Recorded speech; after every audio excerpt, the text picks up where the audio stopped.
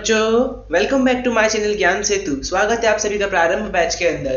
प्रारंभ बैच के अंदर हम 10th क्लास मैथमेटिक्स का सिलेबस कवर कर रहे हैं और आज के लेक्चर में हमें स्टार्ट करना है chapter number 5, arithmetic progression. Sir, arithmetic progression बिल्कुल एक नया टॉपिक है हमारे लिए, तो हमने नाम पहली बार सुना है इसका। ठीक है, इस टॉपिक पर हम आएंगे, बट इससे पहले चलिए कुछ इंटरेस्टिंग से स्टार्ट करते हैं। याद कीजिए, बचपन में जब हमने कुछ ओलंपियाड दिया होगा, इंटरनेशनल मैथ्स ओलंपियाड या फिर साइंस ओलंपियाड, और भी बहुत सारी एग्जाम्स होती हैं, कॉम्पिटिटिव एग्जाम जिसे कहते हैं हम, उसके अंदर हमने कुछ पैटर्न सॉल्व करे।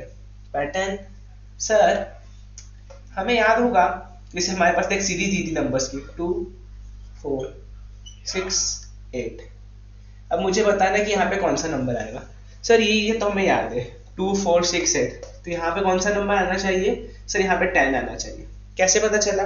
सर पता ऐसे चला हमें कि 2 से 4 के बीच में 2 का गैप है, 4 से 6 के बीच में भी 2 का गैप है, 6 से 8 के बीच में भी 2 का गैप है, और 8 से 10 के बीच में भी फिर किसका गैप होना चाहिए? इस 2 का गैप होना चाहिए। सर ये तो बेसिक क्वेश्चन है, तो बचपन से सॉल्व करते आ रहे हैं। चलिए एक और पैटर्न देख लेते हैं। ये भी देखा होगा आपने,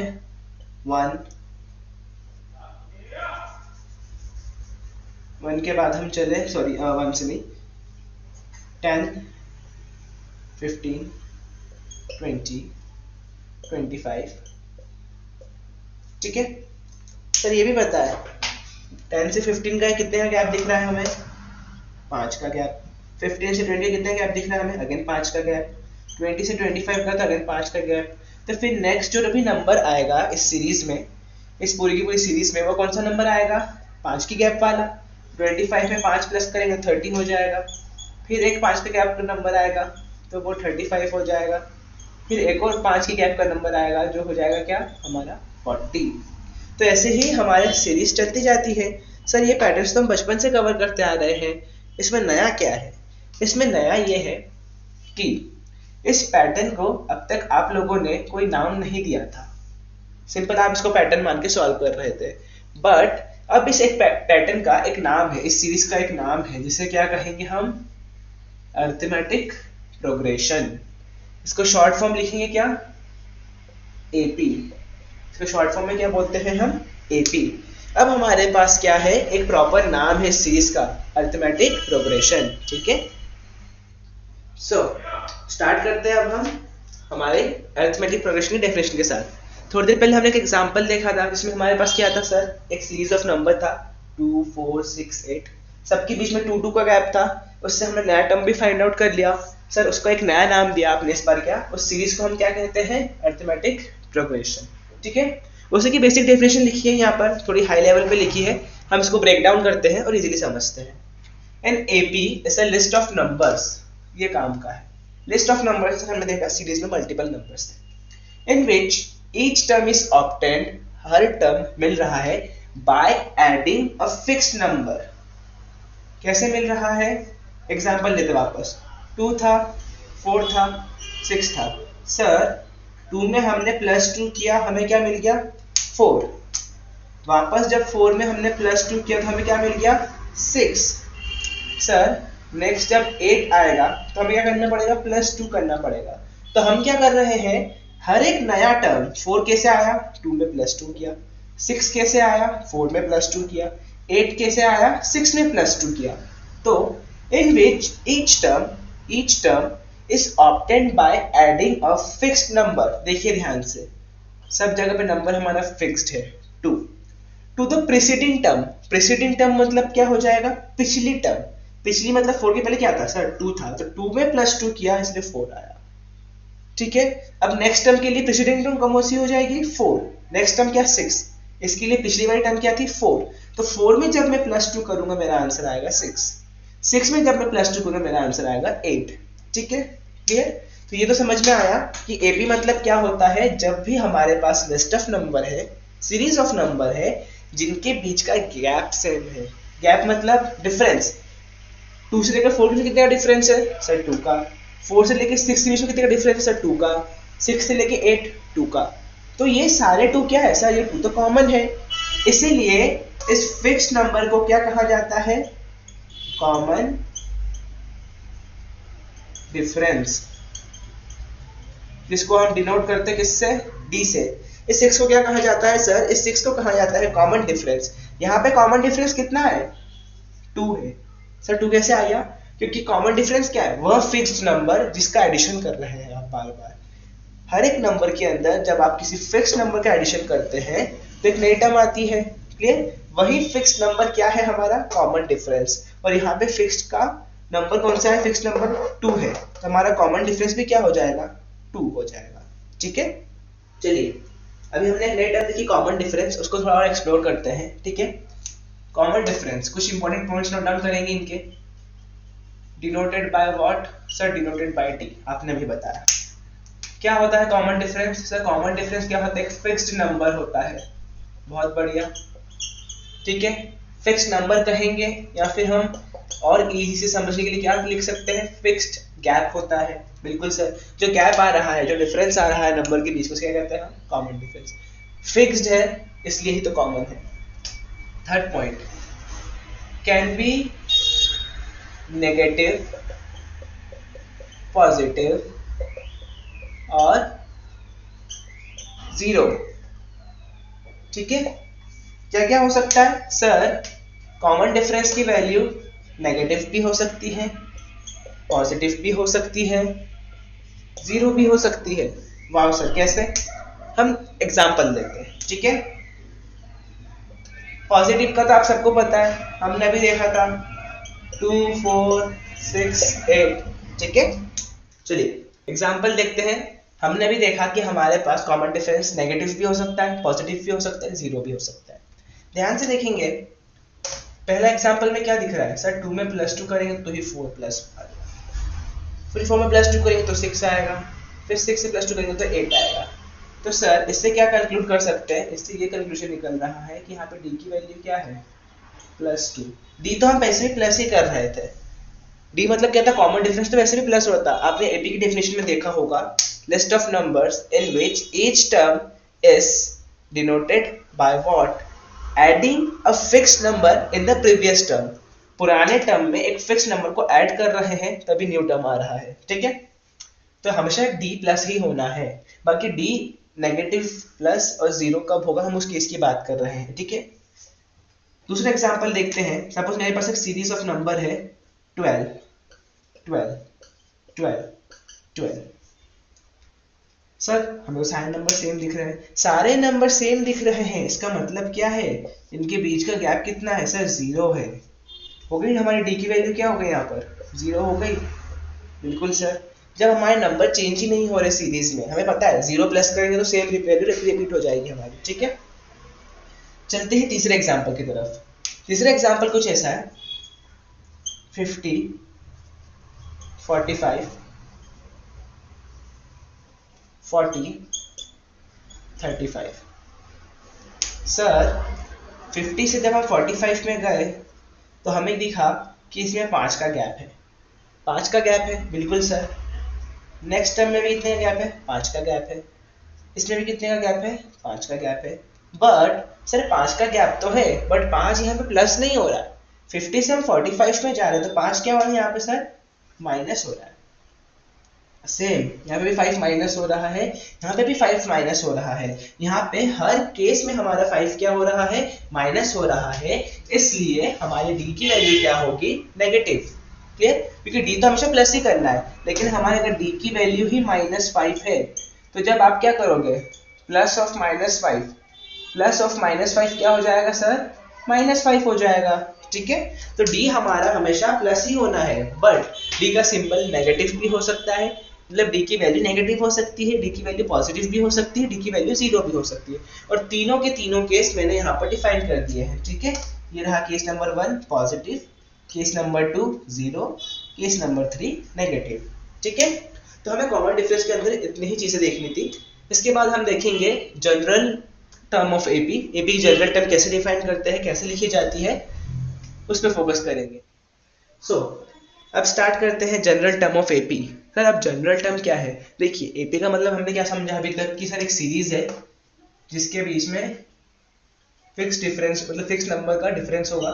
जैसे 1 से 4 गए 3, 4 से 7 गए 3, 7 से 10 गए 3, तो ये एक नंबर है जो चलता जा रहा है सीरीज, उसे हमने एपी कहा था। यस सर, बिल्कुल सही। अब जनरल टर्म क्या है, देखिए हर एपी को डिनोट करके एक जनरल टर्म होता है। जनरल टर्म मतलब होता है कि सारी सीरीज में हमारा डी सेम होगा। नहीं सर, जब हमने 2 4 6 8 का एग्जांपल देखा था वहां पे डी की वैल्यू 2 थी। इसके लिए डी की वैल्यू क्या हो जाएगी सर, इसके लिए डी की वैल्यू 3 हो जाएगी। कॉमन डिफरेंस 3 है, गैप 3 का है, 1 से 4 गए 3, 4 से 7 गए 3, 7 से 10 गए 3, 3 क्या हो रहा है यहाँ पे प्लस, तो सिंबल लगा दीजिए +3, क्योंकि हमने देखा डी की वैल्यू माइनस भी हो सकती है, डी की वैल्यू 0 भी हो सकती है, तो इसमें डी फिलहाल हमारा +3 है। पिछले कुछ क्वेश्चन में, पिछले कुछ सीरीज में हमने देखा कि डी की वैल्यू 2 थी, किसी में -5 थी, किसी में 0 थी। सर डी तो सेम है नहीं, तो हमें एक जनरल टर्म चाहिए ताकि हम सारे के सारे एपी जो इस जनरल टर्म को मैच करेंगे, हम बोल सके कि हाँ ये सारी की सारी सीरीज किस में है, एपी में है। ठीक है, समझ में आया क्यों जनरल टर्म की रिक्वायरमेंट है, क्योंकि मैं अब हर सीरीज को एक एक करके वैल्यू वापस में डी की वैल्यू निकालू सबकी, फिर मैं देखूँ कि अच्छा सब में डी का डिफरेंस सेम है, सब में एक अलग है, सब में नंबर्स का डिफरेंस अलग अलग होगा, तो सारी सीरीज डिफरेंटली वर्क करेगी। बट मैं कैसे कह सकता हूँ कि सारी की सारी सीरीज जो मेरे पास गिवन है वो एपी में है या नहीं, कैसे बताएंगे हम, उनको जनरल टर्म में कन्वर्ट करेंगे। जनरल टर्म मतलब क्या है समझते हैं। यहाँ पर जनरल टर्म मतलब होगा एक सिंपल टर्म, एक बेसिक कॉमन टर्म जो डिफाइन करती है किसको, एपी को। अगर वो सारी की सारी सीरीज इस कॉमन टर्म को फॉलो करेंगी तो वो किस में है, एपी में है, वरना वो एपी में नहीं है। ठीक है, और वो कॉमन टर्म है हमारे पास क्या, a प्लस n-1d। ठीक है, a प्लस n-1d, इसे हम कहते हैं क्या, जनरल टर्म। सर ये जनरल टर्म को समझ में नहीं आया हमें, छोड़िए इसको, छोड़ते हैं। हम क्या करते हैं, पहले एक सीरीज लेते हैं, इसकी सीरीज की बात करते हैं, ये ऊपर जो सीरीज मैंने बनाई है इसी की बात करते हैं।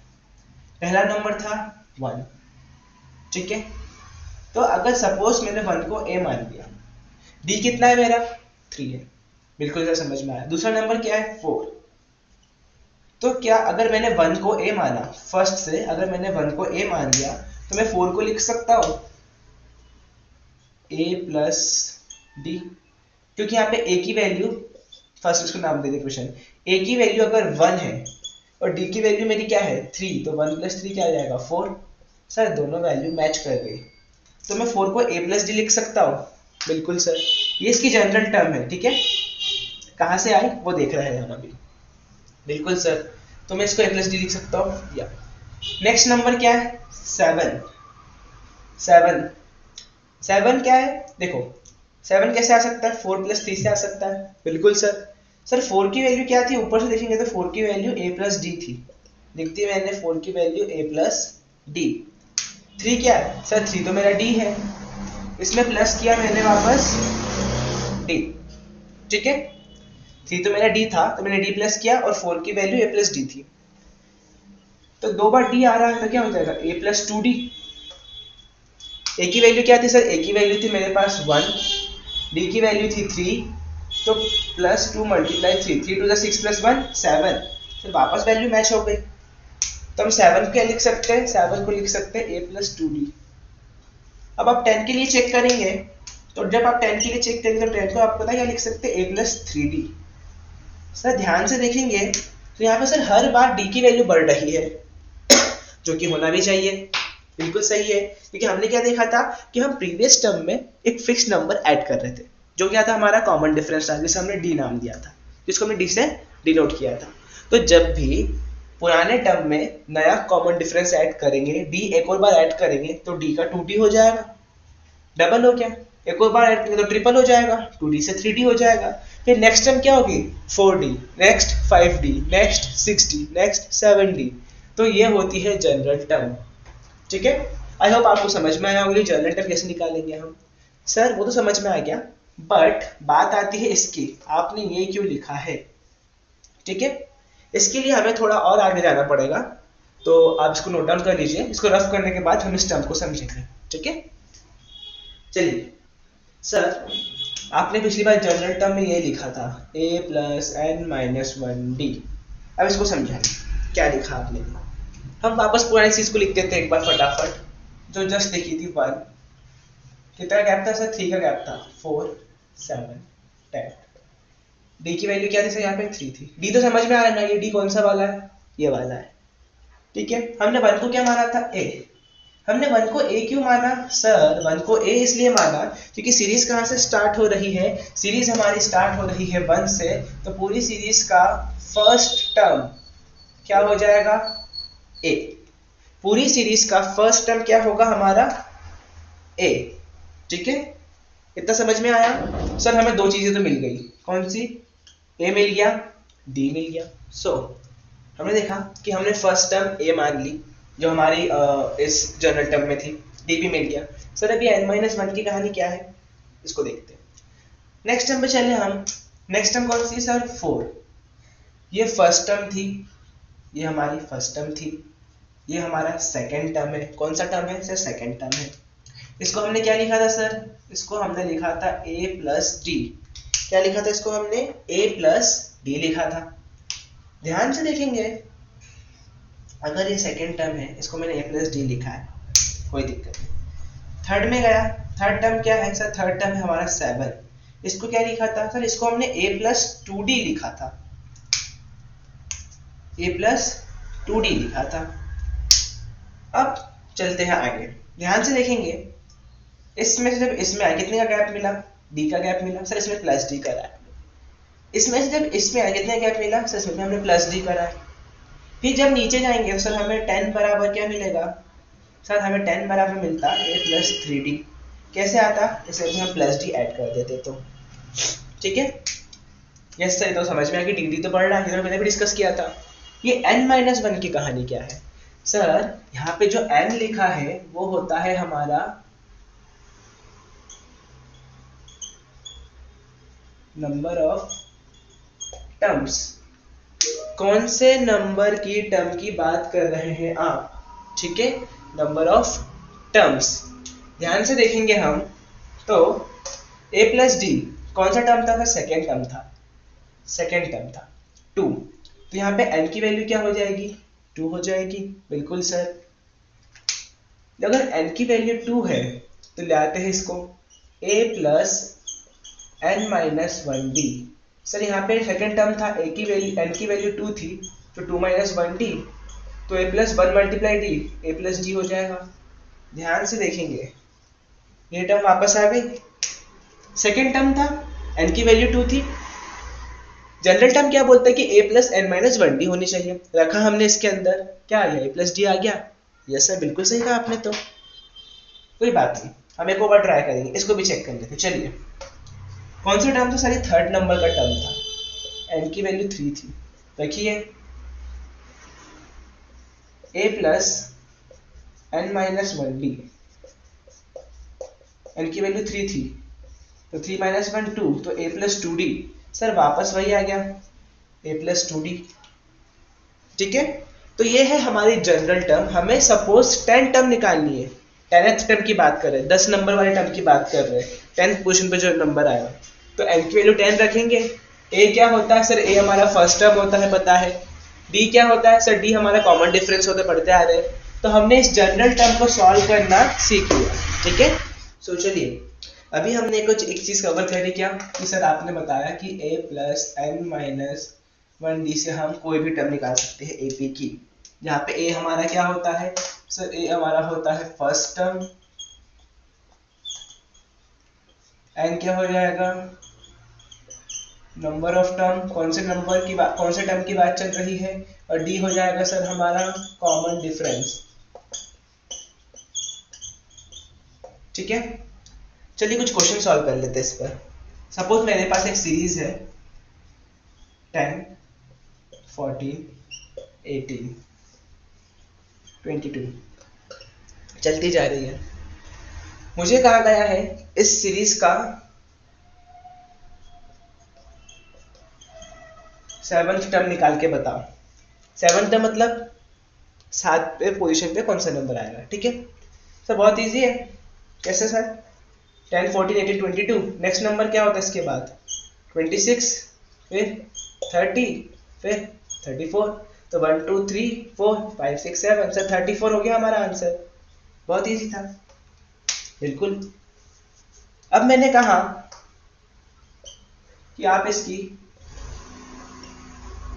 17th टर्म निकाल के बताओ। सर चले जाएंगे प्लस 4 करते करते, 10 बार तो और प्लस करना है 4 को, ठीक है। मैंने कहा इस सीरीज की 17th टर्म निकाल के दिखा। तो आपके 4 को 70 बार प्लस करेंगे, नहीं सर ये तो ज़्यादा हो जाएगा। मतलब 7 तक तो ठीक था, 17 भी चलो हमने कंसिडर कर लिया, अब तो 17th पे आ गया डायरेक्ट। उस केस में हमारे पास काम आएगा क्या, ये फॉर्मूला, ठीक है। हम तीनों टर्म निकाल देंगे किससे, सिर्फ इस फॉर्मूले का यूज करके। कैसे, चलिए समझते हैं। सबसे पहले सीरीज में देखते हैं क्या चाहिए हमें, a plus N minus 1d। n क्या होता है sir, number of term, number of terms तो हमें गिवन है जो निकालनी है। a क्या है यहाँ पर सर, a है हमारा 10, क्यों, क्योंकि 10 हमारी सीरीज का फर्स्ट टर्म है। d क्या है सर, d है हमारा 4, कैसे निकाला सर, d हमने निकाला ऐसे कि हमने 14 को 10 को माइनस कर दिया 14 से। ऑब्वियसली बात है, जितना गैप हो कैसे निकालेंगे, इस नंबर में से इसको माइनस कर देंगे, गैप निकल जाएगा, बहुत इजी है, यही करते आ रहे। 10 में प्लस 4 करें तो 14 आएगा, 14 में से माइनस 10 करेंगे तो 4 आएगा, सिंपल सी बात है। तो डी तो हमें मिल गया। हमें क्या निकालना है, 7th टर्म निकालनी है। कौन सा टर्म निकालना है सर, 7th टर्म निकालनी है। निकालते भाई 7th टर्म, फॉर्मूला क्या होता है हमारा निकालने का, a plus N minus 1d, ये होता है, ठीक है। 7th टर्म, 17th टर्म और 17th टर्म याद रखिएगा। क्या निकालना है, a plus N minus 1d। a की वैल्यू क्या है सर, a की वैल्यू 10 थी, लिख दिया भाई 10, प्लस का सिंबल लगा दिया। n की वैल्यू क्या है 7, कौन सा नंबर का टर्म निकालना है, 7th नंबर का टर्म निकालना, 7 माइनस 1। d की वैल्यू क्या है सर 4 है, तो 10 प्लस 7 माइनस 1 6, 6 4 जा 24, तो आंसर कितना आ गया हमारा 34। कितना इजी आ गया, कुछ नहीं किया, जनरल टर्म जो थी उसको यूज किया, फॉर्मूले में वैल्यू डाली, आंसर आ गया, ठीक है। नेक्स्ट से कौन सी टर्म थी हमारी, नेक्स्ट टर्म थी हमारी 17th टर्म, ठीक है। Same a plus N minus 1d, कैसे निकालेंगे, a की वैल्यू थी 10, प्लस किया, n क्या था सर, n था हमारा 17 माइनस 1, d कितना था सर 4 था, तो 10 प्लस 17 माइनस 1 कितना हो जाएगा 16, 16 मल्टीप्लाई 4, 16 4 का कितना होता है, तो 16 4 का होता है हमारे पास 64, 64 प्लस 10 कितना हो जाएगा 74। आ गई 17th टर्म, यस सर बिल्कुल। ऐसे ही हम 17th टर्म भी निकाल सकते। अगर मैं बात करूं 17th टर्म की, तो वो क्या हो जाएगा, a plus n minus n की वैल्यू 17 होगी तो 69d, a और d की वैल्यू आपको पता है तो आप 17 तक निकाल सकते हो, ठीक है। ऐसे ही हमारे पास क्वेश्चंस आएंगे जिसमें हम इजीली सिर्फ इस टर्म का यूज करके, इसको हाईलाइट कर देता हूं मैं, इसका यूज करके आप निकाल सकते हैं क्या, एपी की कोई भी टर्म, ठीक है, क्लियर। चलिए आज के लेक्चर में इतना ही रखते हैं। आज हमने एपी के बहुत सारे क्वेश्चंस, बहुत सारे कॉन्सेप्ट्स कवर किए, कुछ बेसिक एग्जांपल्स के साथ भी सॉल्व किया और कॉन्सेप्ट को समझा कि एपी क्या है, जनरल टर्म क्या होती है, कॉमन डिफरेंस क्या है, स्टार्टिंग पॉइंट क्या है, फर्स्ट टर्म क्या है, नंबर ऑफ टर्म्स क्या होती है, सारी चीज़ें हमने कवर करी और सबसे इंपॉर्टेंट ये फॉर्मूला सीखा। तो आज के लेक्चर में इतना ही रखते हैं, मिलते हैं अगली क्लास में, मोस्ट प्रोबेबली अगली क्लास में एक्सरसाइज स्टार्ट कर देंगे सॉल्व करना, ठीक है। तब तक के लिए गुड बाय, जय हिंद, जय Bharat, and don't forget to like and subscribe my channel Gyan Setu.